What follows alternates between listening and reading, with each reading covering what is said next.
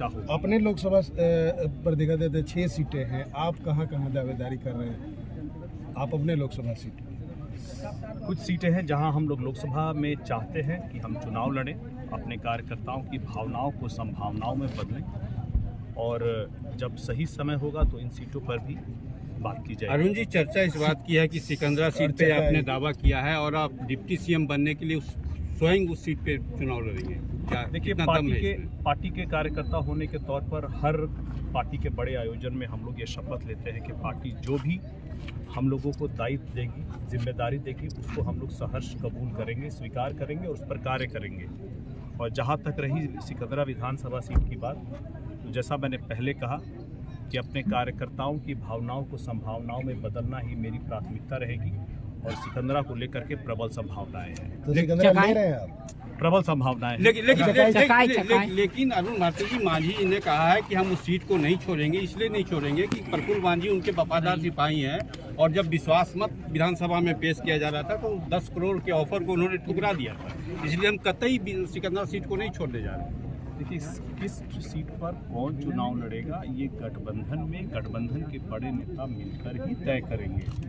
इसीलिए गठबंधन में जहाँ भी अभी एनडीए कार्यकर्ता सम्मेलन हुए हैं और लोगों ने अपने प्रिय लोगों को प्रत्याशी बनाने की जो मुहिम चलाई है, यह तब तक सार्थक नहीं होगी जब तक ये गठबंधन के आधिकारिक उम्मीदवार नहीं होते हैं, और यह तब तक तय नहीं होगा जब गठबंधन में आपसी सहमति और बड़े नेताओं में यह अंतिम फैसला नहीं हो जाता है।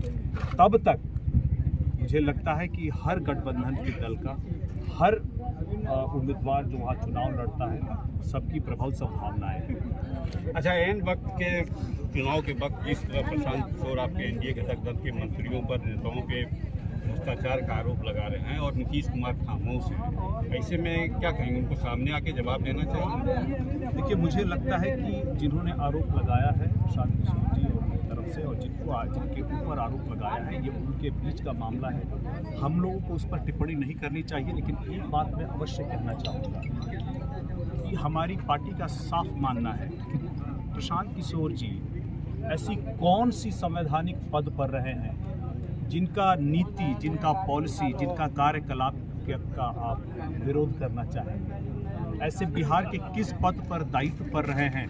ऐसी कौन सी परियोजनाएं हैं जिनको लेकर के, उनकी कार्यान्वयन को लेकर के आप उनका विरोध करेंगे? आप उनका ये विरोध ही नहीं करेंगे। जिस तरह से लोगों के मन में आ रहा है, बार बार हम लोगों से सवाल पूछा जाता है, तो हमारा साफ कहना है, हम लोग किसी को पर्सनल अटैक नहीं करते, हम नीतियों पर विरोध करते हैं। आप प्रशांत किशोर जी की बिहार को लेकर के उनकी संभावनाएं हैं, जो वो बिहार के लिए करना चाहते हैं। अगर बिहार के युवा वापस बिहार आकर के बिहार की बेहतरी के लिए, विकास के लिए कुछ करना चाहते हैं, तो उसका स्वागत होना चाहिए। ऐसी आप प्रशांत किशोर जी की एक नीति बताइए जिसका मैं विरोध करूँ।